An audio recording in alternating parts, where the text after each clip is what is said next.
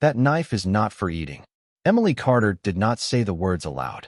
A waitress who spoke before being spoken to in Blackthorn Hall learned very quickly how cold stone could feel beneath her knees. So she kept the thought behind her teeth, lowered her eyes, and stood with a silver tray balanced against her hip while the servants around her rushed to finish dressing the Alpha King's table. The third knife was on the wrong side. That was the first thing she noticed. Not the banners hanging from the rafters in long black folds. Not the iron chandeliers burning above the hall like captured stars. Not the rows of nobles arriving in wolf fur, dark leather, polished boots, and ceremonial blades they pretended were ornaments. Emily noticed the knife because she had placed thousands of knives in her life, and her hands knew the language of a table better than most priests knew scripture. Dinner knives sat close to the plate. Carving knives angled outward. Ritual blades, the kind used in oaths and blood vows, were never placed where a guest might reach them by accident. This one had been placed for a hand that would need it quickly.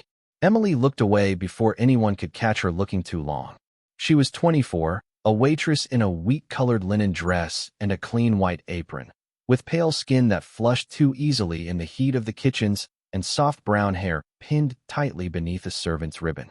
People sometimes called her pretty when they thought she could not hear them. Pretty in the harmless way. Pretty like a candle on a shelf. Useful until it burned down. Forgettable once the room was bright enough. She had learned not to correct them. Being forgettable had kept her alive.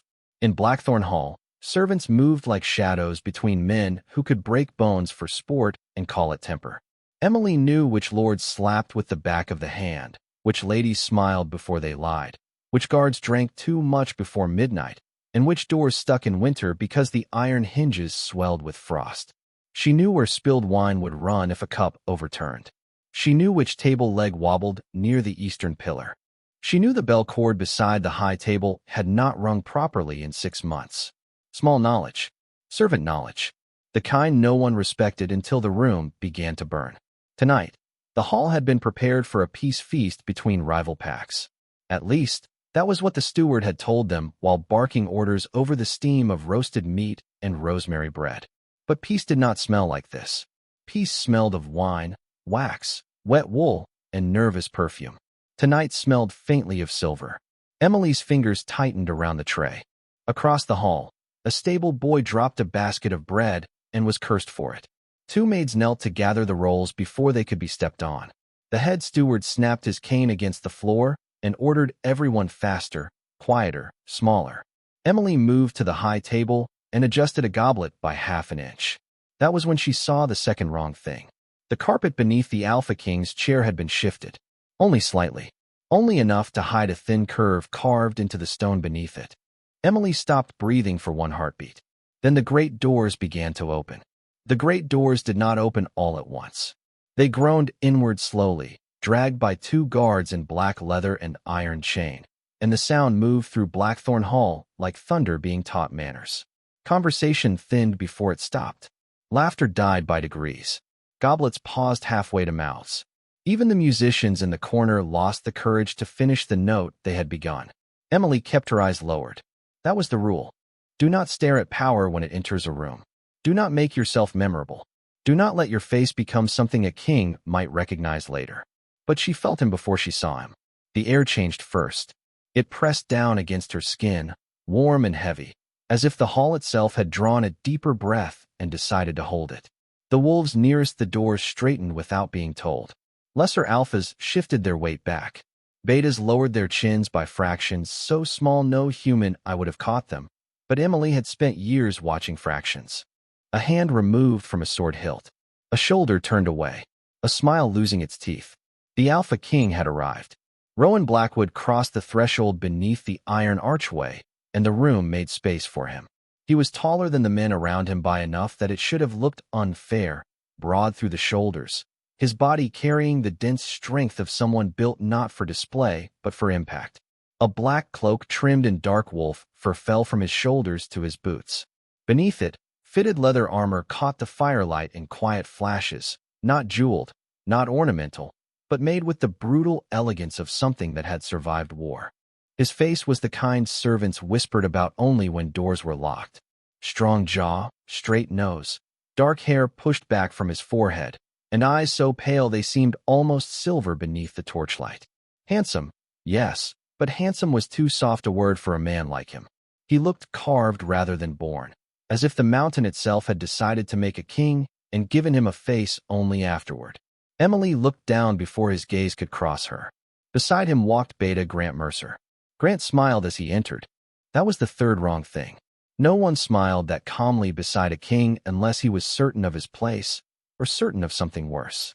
Grant wore deep brown leather beneath a formal cloak, his blonde hair tied at the nape, his expression smooth enough to pass for loyalty from a distance. But Emily saw the shape of his left hand. Relaxed. Too relaxed. Hanging near the fold of his cloak where no ceremonial dagger should have been. Behind them came guards, councilmen, visiting alphas, and men Emily did not recognize. Too many men. Too many boots that did not hesitate on unfamiliar stone. The steward hurried forward and bowed so deeply his chain of office swung away from his chest. Your Majesty, Blackthorn Hall welcomes you. Rowan gave a slight nod, neither warm nor cruel. Then let it welcome peace, he said. His voice was low, controlled, and it carried without effort. It crossed the hall and settled into every corner as if it had always owned the space. A murmur of approval passed through the nobles. Chairs shifted. Servers moved again because stillness was dangerous when work remained unfinished. Emily stepped back toward the wine table, tray pressed against her waist, and tried to make herself part of the wall. Then Rowan passed within 3 feet of her. For 1 second, the scent of cold pine, leather, smoke, and winter air surrounded her. Not perfume, not court polish. Something older, something alive beneath all that restraint. Emily's pulse jumped once, hard and foolish. She punished it by lowering her eyes further. As Rowan reached the high table, the candles around his chair flickered. Not from wind. There was no wind inside Blackthorn Hall. Emily watched the flames bend inward, all 4 of them, leaning toward the place where the shifted carpet hid the thin silver curve in the stone. Her mouth went dry. The Alpha King sat down exactly where someone wanted him to sit. The first lesson Emily Carter had ever learned in Blackthorn Hall was that hands told the truth before mouths did. A nobleman could smile with all his teeth and still curl 2 fingers near his knife. A lady could praise the soup while her thumb worried the poison ring beneath her glove. A guard could stand perfectly still and still betray himself by the way his wrist angled toward his sword when someone important turned their back. Hands confessed. People rarely noticed because people liked faces. They watched eyes, mouths, expressions arranged for public use. Emily watched hands because plates were passed hand to hand, coins dropped from hand to palm, cups lifted, napkins folded, rings twisted, threats hidden beneath tablecloths. Tonight, 30 left hands were lying. She counted them while pretending to refill wine. 1 near the western pillar, broad-shouldered, gray cloak, left hand tucked beneath the fold. 2 by the hearth, both laughing too loudly at something that was not funny, both with their thumbs resting where no belt clasp sat. 3 near the musicians, for behind the second row of visiting alphas. By the time she reached the wine table again, Emily had counted 17. By the time the first course was carried out beneath silver covers, she had counted 24. By the time Rowan Blackwood lifted his goblet and the hall rose in ceremonial respect, she had counted 30. 30 men who did not belong to the same pack, did not wear the same colors, did not stand together, and yet held themselves with the same quiet readiness. 30 wolves arranged around the room like misplaced furniture. 2 evenly spaced. 2 careful not to look at one another. 2 certain of where the Alpha King sat. Emily's throat tightened. She lowered her gaze to the tray in her hands and saw the faint tremor in her own reflection on the polished silver. She stilled it. Fear was allowed inside the body. It was not allowed to travel to the fingers. Not when holding glass. Not when holding secrets. Wine. The word came from the high table. Beta Grant Mercer had spoken without looking at her. Emily moved because servants moved when commanded. She crossed the space between tables with soft, practiced steps, the wine pitcher balanced in both hands. The scent grew stronger as she neared the Alpha King's chair. Silver. Not the clean metallic smell of polished goblets. Not jewelry. This was older, sharper, bitter beneath the wax and pine smoke. The kind of scent that clung to ritual blades and wolf traps. The kind her father had once told her never to ignore. Her father's voice came back so suddenly that she nearly missed a step. If silver is hidden, look for what it is meant to close. Emily poured wine into Rowan's goblet. His hand rested near the stem. Large, scarred across the knuckles, steady. A warrior's hand held still by discipline, not comfort. Up close, he seemed less like a king from a banner and more like a storm forced into human shape. He did not look at her. Grant did. His eyes flicked to the pitcher, then to her face, then away. Too quick. Too measured. He lifted his own goblet when the others did, but Emily saw the liquid inside remain perfectly still. He had not drunk. Everyone else raised wine to peace. Grant raised an untouched cup to murder. Emily stepped back, heart striking once against her ribs. Then she saw the fourth candle beside Rowan's chair bend inward again, its flame leaning toward the carpet as if pulled by a breath beneath the floor. The shifted knife. The hidden silver. The 30 left hands. The beta who would not drink. Emily understood all of it at once. This was not a feast. It was a cage built around a king. Emily had been taught that a servant could survive almost anything by choosing the right silence. Silence when a lord insulted her hands. Silence when a lady blamed her for a stain that had already been there. Silence when guards laughed too loudly near the kitchen door and waited to see whether fear would make her stumble.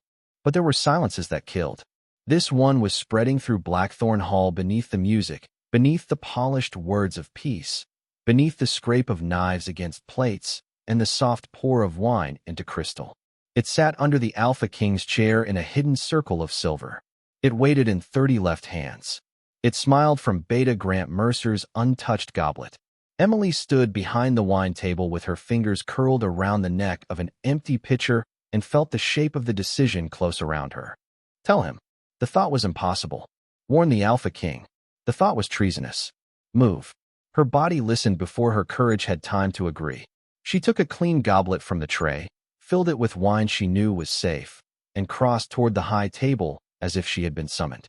Servants moved invisibly when they moved with purpose. That was one of the small tricks of service. Look uncertain, and everyone notices you. Look busy, and people let you pass. She reached the first step of the platform. Grant's eyes found her immediately. His Majesty has wine, he said. His voice was smooth, almost bored. Emily lowered her head. The ceremonial cup was filled too early, my lord. The steward asked that it be replaced before the oath. No steward had asked any such thing. The lie tasted like iron. Grant smiled. It was a beautiful expression from a distance.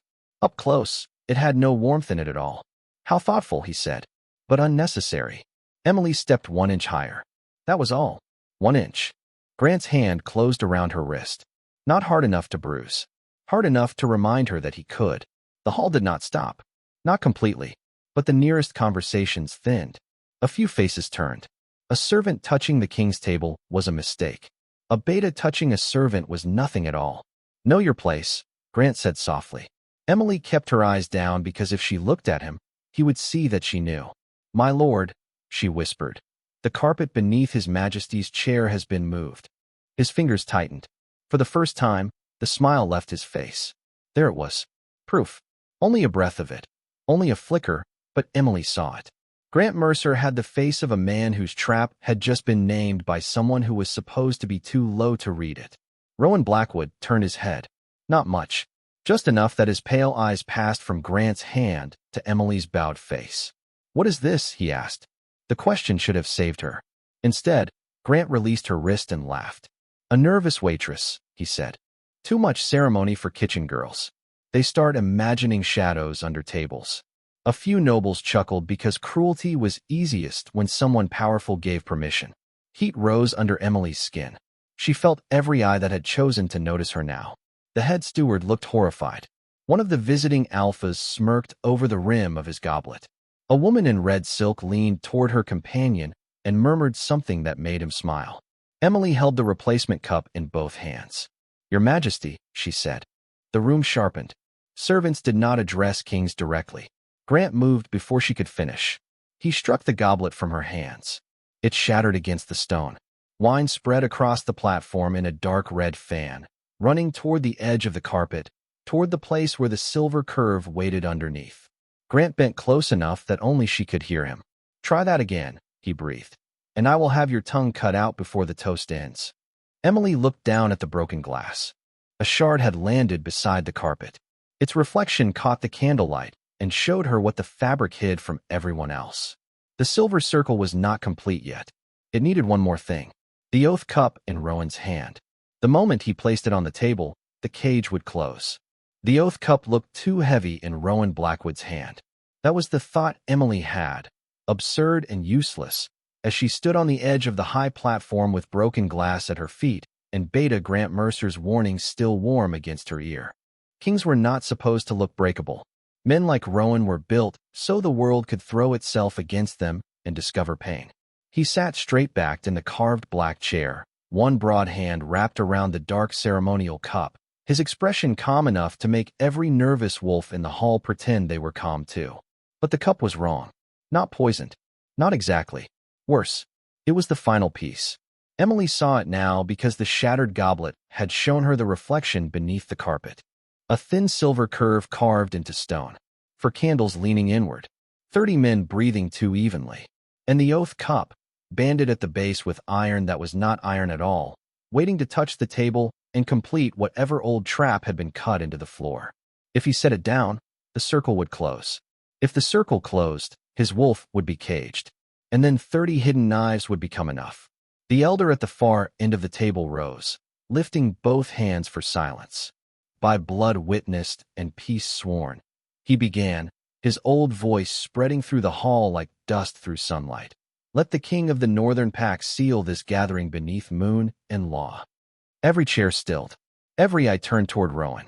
Emily's fingers curled around the edge of her apron. Move. The word came from somewhere deeper than thought.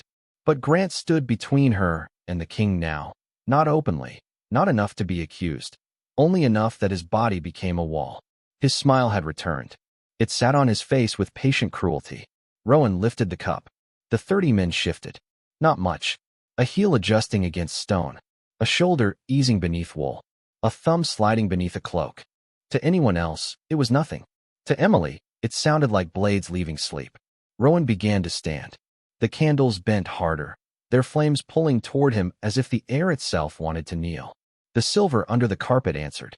A faint light bled through the weave, pale and sick, hidden from most of the room by the angle of the table, but clear from where Emily stood. Then Rowan placed the oath cup on the table.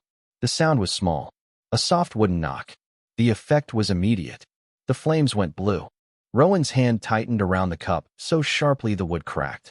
His shoulders did not bow, but something passed across his face, quick as lightning behind clouds. Pain, not fear. Never fear. But pain dragged through discipline and forced silent. Grant's smile widened.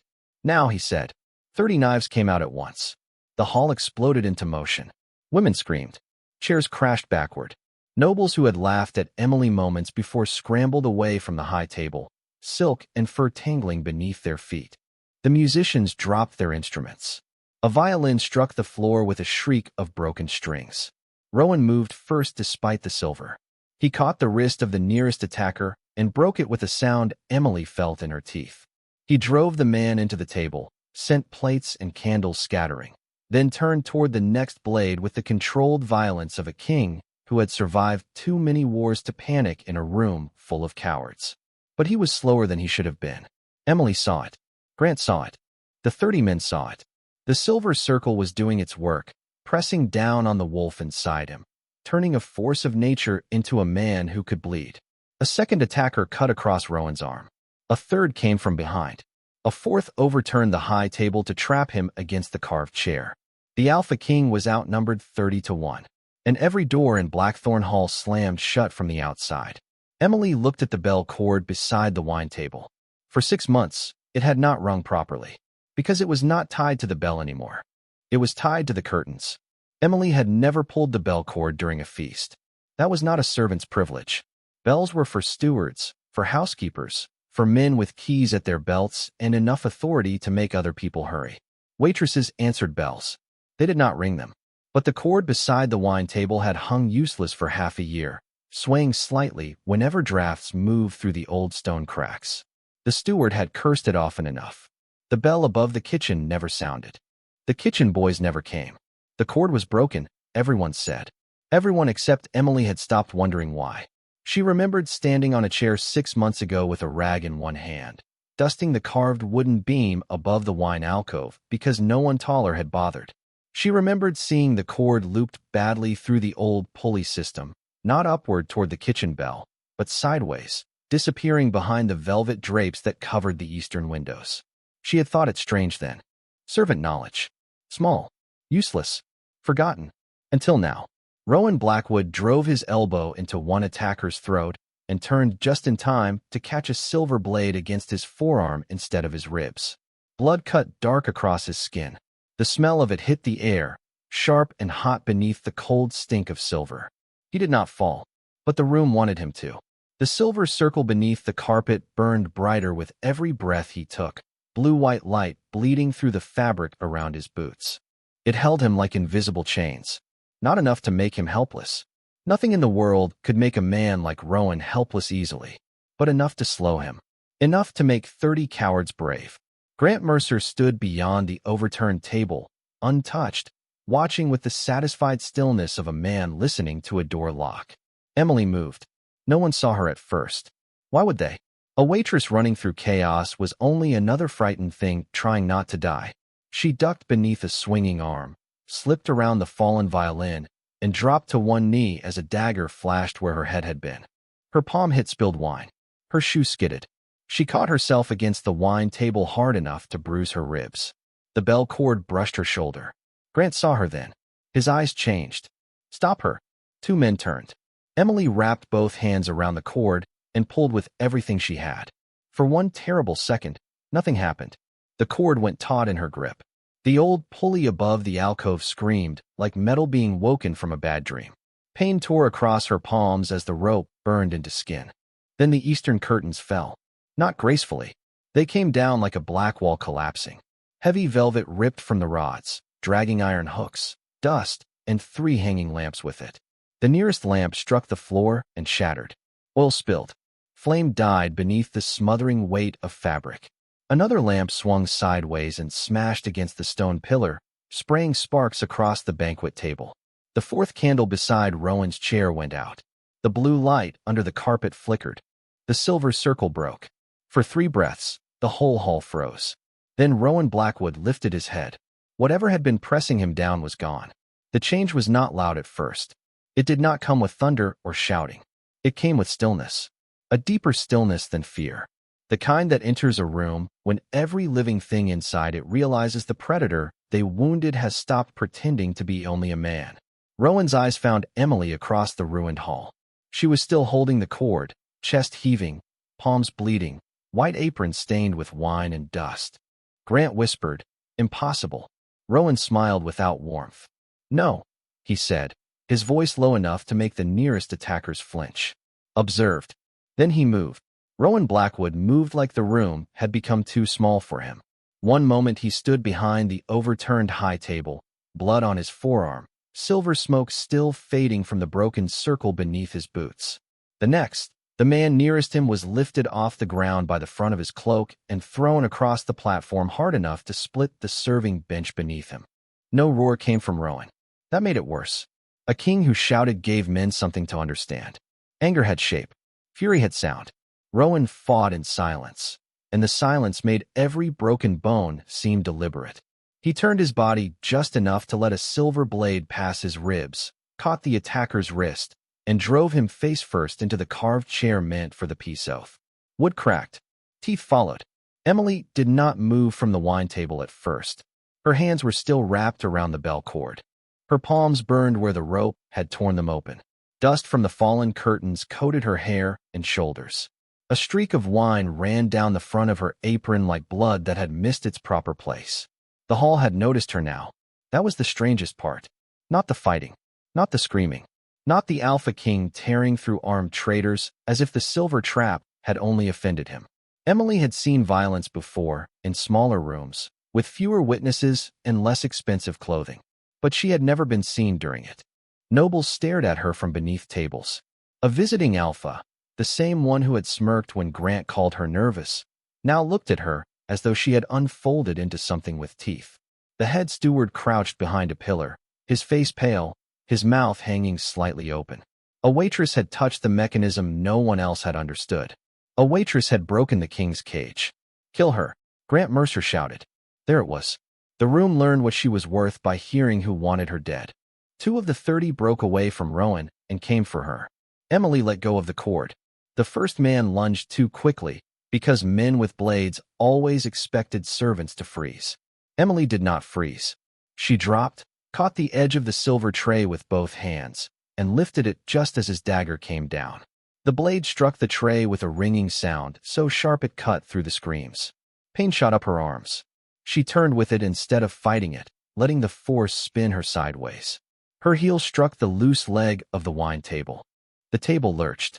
A heavy pitcher slid off the edge and smashed into the attacker's knee.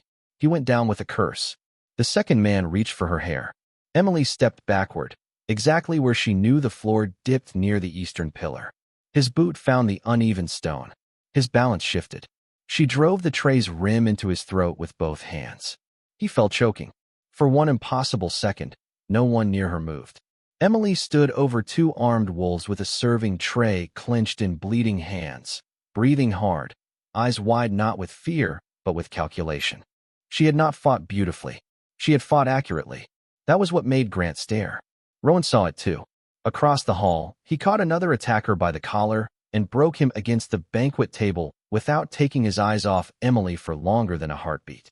In that heartbeat, something passed between them that was not gratitude yet, not trust, not softness. Recognition. He had thought she had made one lucky move. Now he knew better. Emily saw a loyal guard pinned near the musicians, a silver knife inches from his throat. No one else could reach him. Rowan was surrounded again. The guard's eyes found hers, desperate and disbelieving, as if some part of him hated that his life had narrowed down to a waitress with torn palms. Emily grabbed the fallen pitcher handle, still jagged with broken ceramic, and threw it. It struck the attacker's wrist. The knife dropped. The guard rolled free. The hall went quiet around her in pieces, even as the fight continued. Quiet in the faces. Quiet in the eyes. Quiet in the sudden understanding that Emily Carter had not survived Blackthorn Hall by being harmless. Grant backed toward the platform steps. His perfect smile was gone. Rowan crushed the last man between himself and the center aisle, then turned slowly toward his beta.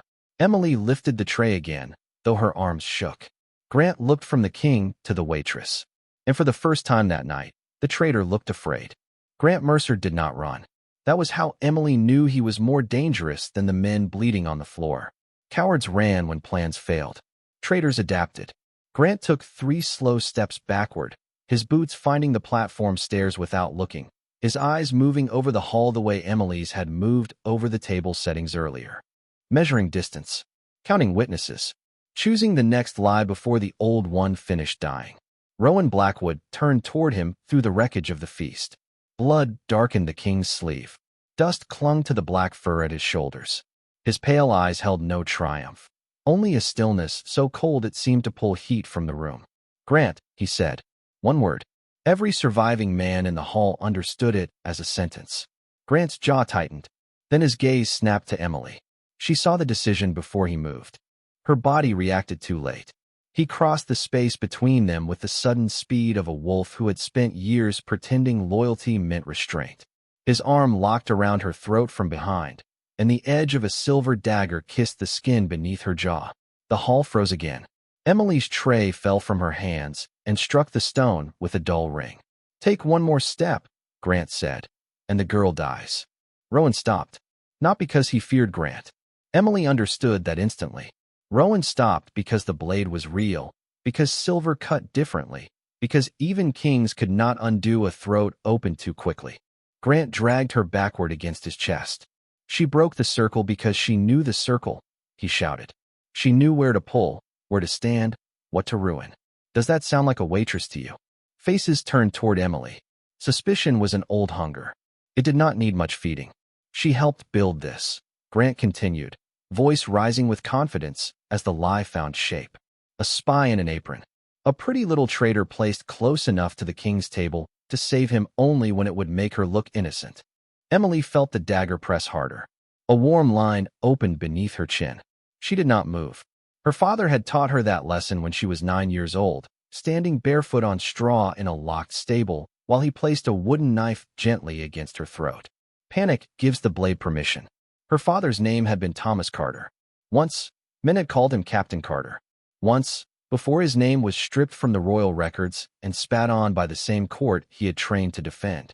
He had taught princes how to break a siege, guards how to read an ambush, and one frightened little girl how to survive when honorable men were murdered by patient ones. Grant's dagger shifted. Emily looked down. There, carved near the hilt, almost hidden by his thumb, was a mark she had not seen in 11 years. A blackthorn branch crossed by 3 lines. Her breath stopped. Not from fear. From recognition. You kept his blade, she whispered. Grant went still. Rowan's eyes sharpened. Emily raised her voice, though the silver edge trembled against her skin. That dagger belonged to the captain of the old royal guard. Grant's grip tightened. Shut your mouth. But the words had already entered the room. Emily stared at the mark on the hilt, and suddenly she was not in Blackthorn Hall anymore. She was 12 years old, hiding behind flour sacks while men in royal colors dragged her father through the courtyard. She was hearing Grant Mercer's voice, younger then, smoother, telling the court that Captain Carter had sold battle formations to the enemy. She was watching her father look once toward the kitchen window where she hid, not begging, not explaining, only warning her with his eyes to stay silent and live. She had stayed silent for 11 years. The blade at her throat made that silence feel very small. The command you used tonight, Emily said, was not beta law. It was old guard formation. 30 men in a broken ring. For flame anchors. Silver under stone. My father designed the defense version to protect kings, not trap them. Grant hissed in her ear. I said stop. Emily did not. She spoke the old command in the language her father had made her repeat until she hated it. The surviving attackers flinched. One of them, wounded near the hearth, answered by instinct. Circle holds until the 4th light dies. The hall heard him. Grant's lie cracked open in front of everyone. Rowan looked at Emily then, not as a rescued king looked at a servant, but as a man finally seeing the ghost standing behind her eyes. Grant knew it too. He lifted the dagger to finish what he should have finished 11 years ago. Emily dropped her weight, turned her chin into the safe angle her father had drilled into her bones, and drove both bleeding hands into Grant's wrist. The silver blade missed her throat by a breath. Rowan moved before it could return. Rowan reached Grant before the dagger could rise a second time. There was no warning, no royal command, no dramatic promise of death. One moment Grant Mercer had Emily by the throat, his silver blade flashing upward with the desperate speed of a man whose lies had finally lost their walls. The next, Rowan Blackwood's hand closed around his wrist, and the sound that followed was small, sharp, and final. Bone gave way. Grant screamed. The dagger fell. Emily stumbled forward as the arm around her neck loosened. She caught herself against the edge of the overturned wine table, her bleeding palms slipping on polished wood, her breath tearing in and out of her chest, as if someone had dragged it back from far away. The cut beneath her jaw burned. Her knees wanted the floor. She did not let them have it. Rowan twisted Grant's broken wrist behind his back and forced him down onto the stone before the high platform. Not thrown. Not struck in rage. Forced. Controlled. Deliberate. Grant hit his knees in the center of the ruined peace feast, surrounded by shattered crystal, fallen curtains, spilled wine, and the bodies of men who had believed 30 blades could make a king kneel. Now their beta knelt instead. The silence that followed was not empty. It was crowded with everything no one wanted to admit. The nobles who had laughed at Emily would not look at her.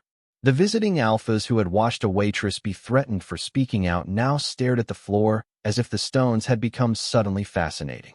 The head steward stood half-hidden behind a pillar, white-faced, clutching his cane like it might explain why he had ordered servants to be smaller all their lives. Rowan looked at the wounded attacker near the hearth, the one who had answered Emily's old command by instinct. Say it again, he said. The man swallowed. Blood ran from his nose onto his collar. Circle holds until the 4th light dies. Rowan's gaze moved to the dead candle beside his chair, then to the fallen curtains, then to the bell cord still swinging faintly near the wine table. Finally, he looked at Emily. She felt the weight of that look more than she had felt Grant's blade. Not because it was cruel, because it did not pass over her. It stayed. Rowan saw the torn skin of her palms, the wine on her apron, the dust in her hair, the thin red line under her jaw. He saw the serving tray lying at her feet. He saw the girl everyone had named harmless standing in the wreckage of a trap designed for kings. Emily Carter, he said. Her name moved through the hall differently in his voice. Not as an order, not as a correction, not as something tossed toward the help. As testimony. Grant lifted his head, breathing hard through clenched teeth. She is Carter's daughter, he spat. Her blood is traitor blood. Rowan's hand tightened once on the back of Grant's neck. Your next lie, he said quietly, will be your last. Grant went still. Rowan turned to the captain of the loyal guards, who had just reached the inner doors with a bloodied shoulder and fury in his face. Search Mercer's rooms. His papers. His seal boxes. Every blade marked with the old guard thorn. The captain bowed. Yes, your majesty. And bring me the royal record of Captain Thomas Carter. That name struck the hall harder than any blow. Emily felt it pass through the older men first. A flinch here. A lowered gaze there. A memory returning where guilt had kept it buried. Rowan saw those reactions too. That was the terrifying thing about him. He missed almost nothing once he decided to look. Grant tried to rise. Rowan forced him lower. Then the Alpha King faced the hall. The waitress you mocked, he said, his voice carrying to every banner, every pillar, every shadowed corner where servants stood trembling, saw what my counsel missed. She counted the blades you did not count.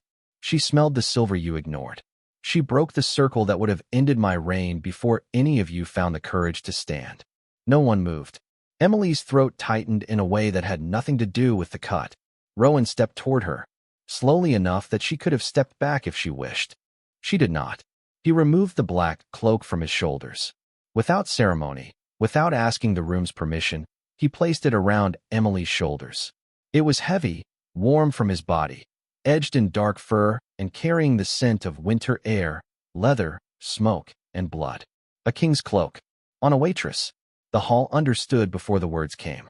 Rowan turned, standing beside her now, not in front of her as though hiding her, but close enough that every person present understood she was no longer alone. Emily Carter is under my protection, he said. Not because she is weak. Because this kingdom is still standing due to what she chose to do when stronger men stayed silent. His eyes moved over the nobles who had laughed. From this night forward, no one calls her invisible. No one calls her servant as an insult. No one touches her, threatens her, or speaks her father's name with shame until the truth has been dragged into daylight. Grant's face had gone gray. Emily looked down at him and realized, with a strange quietness, that she was no longer the child behind flour sacks. She was no longer silenced dressed in linen. She was shaking, bleeding, terrified, and seen. Rowan looked at her once more. You saved my life, he said, softly enough that it belonged only to her. Emily's fingers closed around the edge of his cloak. No, she answered, her voice rough but steady. I stopped your cage. For the first time that night, something almost like a smile touched his mouth. Behind them, the fourth candle smoked in its holder. Before them, 30 traitors lowered their eyes. And in the middle of Blackthorn Hall, beneath torn curtains and broken silver, the waitress who had made one move stood beside the Alpha King while the entire kingdom learned her name. By dawn, Blackthorn Hall no longer smelled like a feast. The wine had soured on the stones. Smoke clung to the torn curtains in gray ribbons. Wax hardened in ugly pools beside broken plates, and the long tables that had been dressed for peace now stood overturned like barricades abandoned after a war. Servants moved carefully through the wreckage, not speaking unless they had to, lifting shards of crystal, dragging ruined velvet aside, carrying away the last evidence of a night the nobles would later try to rename. Emily knew they would try. Powerful people always preferred softer words after ugly things happened. Incident would become misunderstanding. Treason would become unrest. A waitress saving a king would become fortunate timing if no one forced the truth to keep its shape. So she stood in the center of the hall and watched them gather the proof. Rowan's cloak still covered her shoulders. No one had asked her to remove it.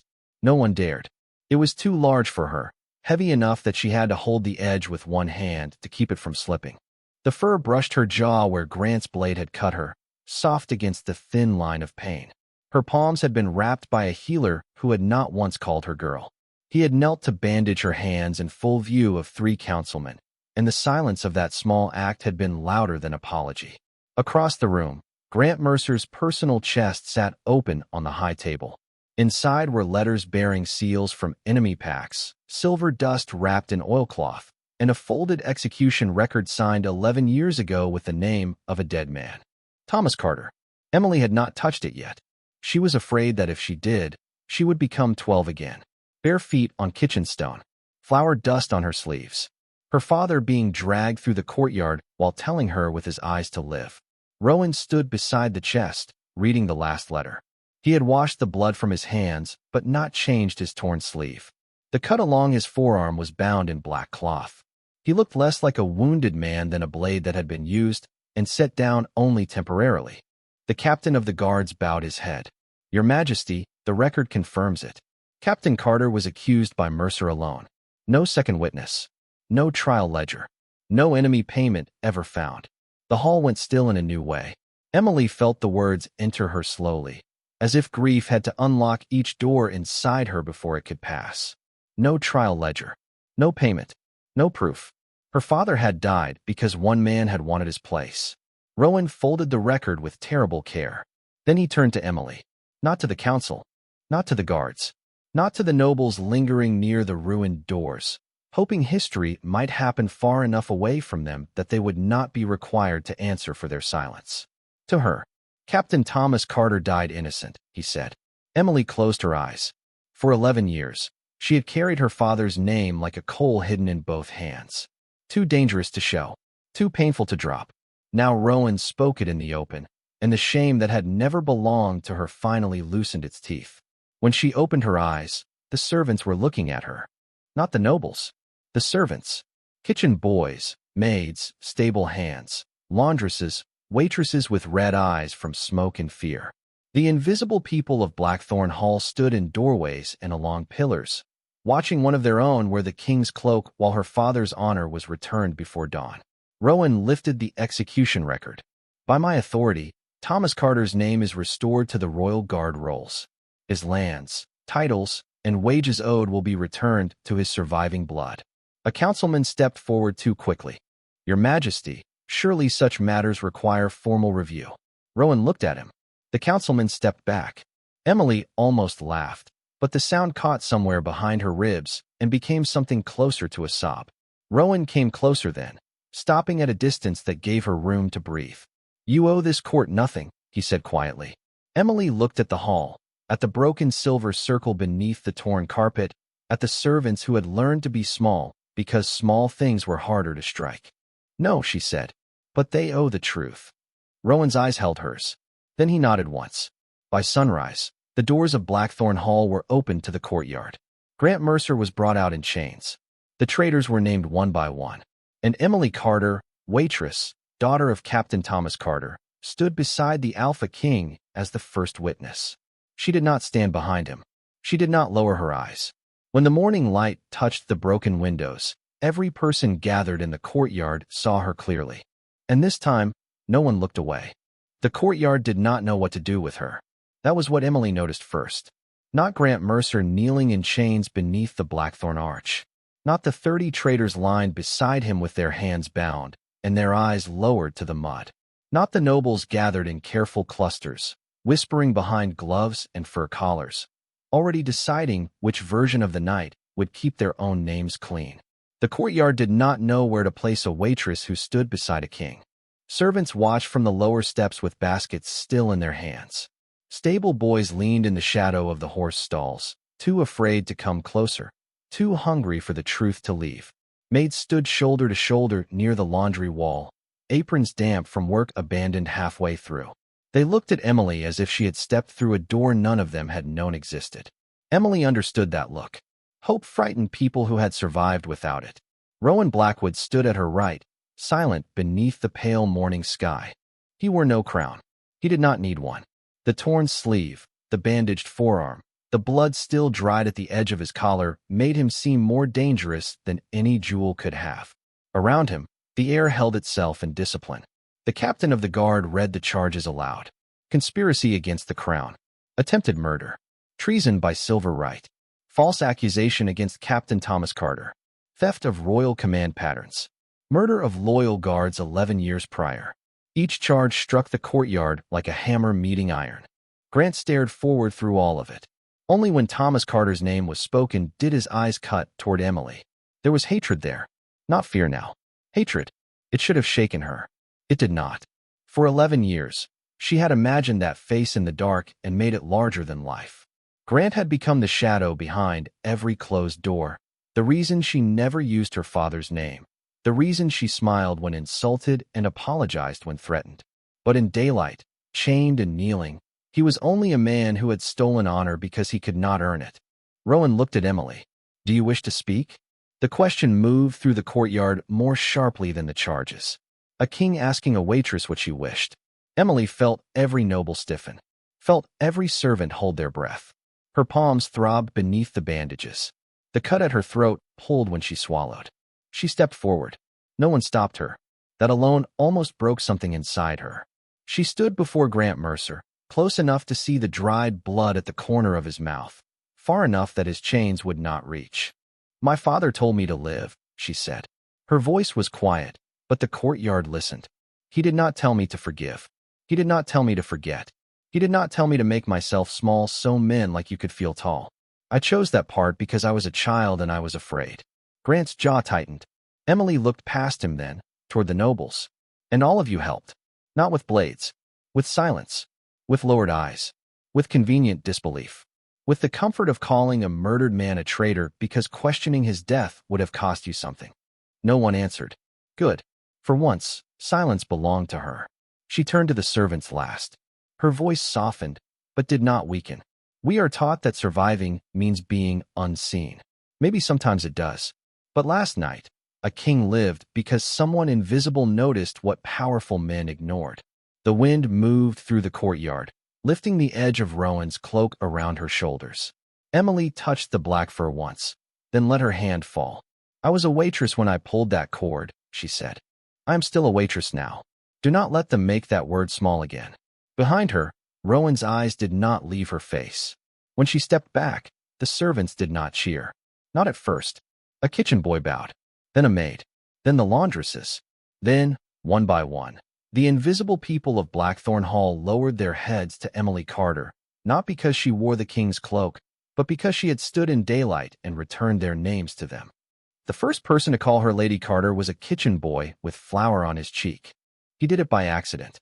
Emily saw the horror on his face the moment the words left his mouth, as if he had dropped a tray of crystal at the king's feet. He stood frozen near the side entrance of Blackthorn Hall, holding a bucket in both hands, eyes wide enough to make him look younger than he was. "I'm sorry," he whispered quickly. "I didn't mean." Emily stopped walking. The hall behind her was still being repaired. Men were lifting the torn curtains from the eastern windows. A carpenter measured the cracked platform where Grant had knelt hours earlier. 2 guards stood over the exposed silver circle in the floor, watching as a royal smith scraped the cursed metal from the stone inch by inch. The air smelled of ash, cold iron, and mourning. Emily looked at the boy's terrified face and understood with a strange ache that this was how fear survived even after the dangerous men were taken away. It remained in the spine, in the apology that came before punishment, in the body preparing to be struck for speaking too high. She softened her voice. "What is your name?" The boy blinked. "Daniel." "Daniel," she said. "You may call me Emily." He swallowed. "But His Majesty restored your father's title." "Yes. And the captain said you are to be treated as noble blood." Emily looked down at her bandaged hands. The words noble blood should have felt like justice. Instead, they sat strangely on her skin, like a dress cut for someone else. "My father was noble because of what he protected," she said. "Not because of what people called him." Daniel stared at her for a moment. Then he nodded, very seriously, as if she had given him an order. Emily continued down the corridor with Rowan's cloak still around her shoulders. She had meant to return it. That was what she told herself each time her fingers tightened around the fur-lined edge. A king's cloak did not belong on a waitress. A king's protection was not a blanket to hide inside. And yet every time she reached for the clasp at her throat, she remembered the hall going silent when he placed it there. Not to cover her, to declare her seen. She found Rowan in the old guard chamber. The room had been sealed for years. Dust lay thick across the weapon racks. Training lines were still carved into the wooden floor, faded but visible. Sunlight entered through narrow windows and fell across rows of names etched into the far wall. Emily stopped at the doorway. Her father's name had already been restored. Captain Thomas Carter. The letters looked newly cut, pale against the old wood. For a moment, the world narrowed to that name. She did not hear Rowan step closer. She only realized he was near when his shadow touched the floor beside hers. "I ordered it done before the court could argue," he said. Emily's throat tightened. "They will argue anyway." "Yes." "You do not seem concerned." "I am not." She looked at him then. Without the chaos of battle around him, Rowan Blackwood was somehow harder to face. He was still broad-shouldered, still marked with blood and exhaustion, still carrying that quiet authority that made rooms rearrange themselves around him. But there was something else in his eyes now. Not softness exactly. Attention. The kind that did not rush her. Emily reached for the cloak clasp. "I should return this." Rowan's gaze dropped to her hands. They hurt. That was not an answer. "No," he said. It was an observation. Despite herself, Emily almost smiled. Almost. She unclasped the cloak anyway and held it out. The loss of its weight made the cold room feel colder. Rowan did not take it at first. "You may keep it until you decide where you wish to stand." Emily's fingers curled into the fabric. "And where is that supposed to be?" "Not behind me," he said. The answer came too quickly to be court speech. Emily went still. Rowan looked toward her father's name on the wall. Captain Carter trained guards to see the room before the blade moved. Last night, his daughter did what his court failed to do. "I need someone beside me who sees what others dismiss." "Beside you," Emily repeated. A dangerous phrase. Not because of romance. Not yet. Something more frightening than that. "Choice." Rowan turned back to her. "I am not offering a title to silence you. I am not offering protection to own you. I am asking what you want to become now that you no longer have to survive by disappearing." Emily looked at the training lines on the floor. She imagined her father younger, standing in this room with a practice blade in hand. She imagined herself at 12, hidden and afraid. She imagined the waitress she had been last night, pulling a cord no one respected because no one had bothered to understand it. Then she looked at Rowan. "I want the silver taken out of every hall in your kingdom," she said. "I want the servants questioned before the council decides what happened in rooms they never clean. I want Grant's allies found. All of them." Rowan's expression did not change, but something in his eyes approved. "And after that?" he asked. Emily looked once more at her father's name. "After that," she said, placing the cloak back around her own shoulders, "I want to learn how to make sure no king ever needs a waitress to save him by accident again." This time, Rowan did smile. Small, brief, real. "Then we begin today." Outside the guard chamber, Blackthorn Hall echoed with hammers, orders, and the scraping sound of silver being torn from stone. Emily Carter stepped across the old training line beside the Alpha King. Not as a servant returning a borrowed cloak. Not as a girl hiding behind her father's name. As the woman who had made one move and changed the fate of a kingdom. The first lesson began with a broom. Emily stared at it for several seconds, certain she had misunderstood. The old guard chamber had been cleared by noon. Dust swept from the floor. Practice blades removed from sealed racks. The restored names on the far wall washed carefully by two servants who worked with the silent reverence of people touching bones. Sunlight fell through the narrow windows and pale bars, laying itself across the training lines her father had carved into wood before Emily was old enough to understand what those lines meant. Rowan Blackwood stood in the center of the room, holding a broom in one hand. Not a sword, not a dagger, a broom. Emily looked from the handle to his face. "Is this a test?" "Yes." His answer was so calm that for a moment she forgot to be nervous. She had changed out of her ruined apron, but not into noble silk. The housekeeper had offered her 3 dresses by order of the court, each one more expensive than the last, and Emily had chosen the simplest. Dark blue wool, plain at the wrists, practical enough to move in. Rowan's cloak was folded over a bench nearby. She had taken it off only because training with royal fur around her shoulders seemed foolish. The bandages on her palms pulled when she flexed her fingers. Rowan noticed. Of course he did. "You do not have to begin today," he said. Emily looked at the broom again. "You said we begin today." "I said we could." "That is not the same thing." No, she hated, a little, how easily he allowed her choices to remain choices. Men in power usually offered decisions the way people offered cups already filled. Rowan simply waited and let the silence become hers. Emily stepped forward and took the broom. It was heavier than it looked. The wood was old, smooth from years of hands, its straw end cut blunt. A servant's tool. A weapon only if someone was desperate or clever or poor enough to make it one. My father trained beginners with staffs, Rowan said. But you learn movement in halls, kitchens, and crowded rooms. So we start with what your body already knows. Emily swallowed. Your father. He said it as if Thomas Carter belonged in the room. As if the name did not need apology attached to it. Rowan picked up a second broom from beside the wall. Emily almost laughed. The Alpha King, feared across 5 territories, stood beneath restored royal guard names with a broom in his hands. Then he moved. The humor vanished. He did not strike hard. He did not need to. The broom handle tapped the floor near her left foot, and Emily realized one breath too late that she had placed her weight wrong. She shifted back. His second tap came toward her shoulder.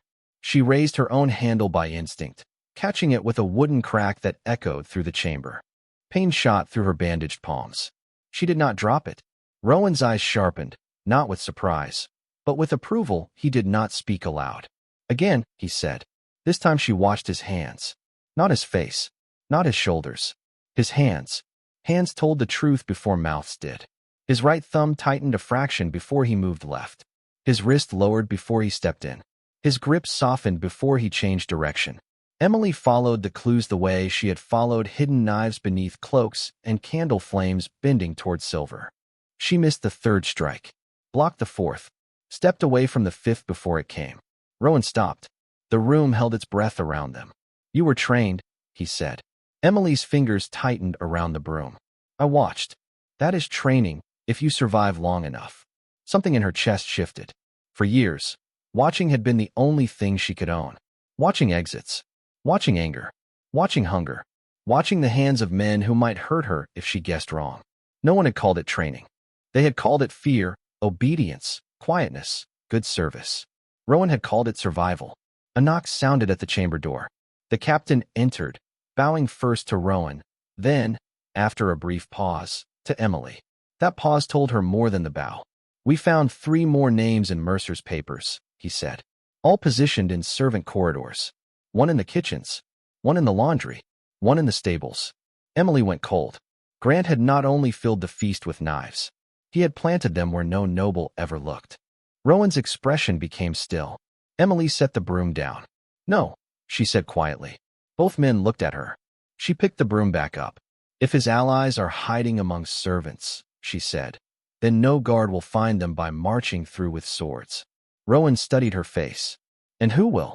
Emily looked toward the open door, toward the corridors she had spent years disappearing inside. I will. This time, Rowan did not tell her it was dangerous. He only nodded once. Then I go with you. Emily met his eyes. Not behind me, he had said. She stepped past him into the corridor. Beside me, she answered. And for the first time in her life, the Alpha King followed.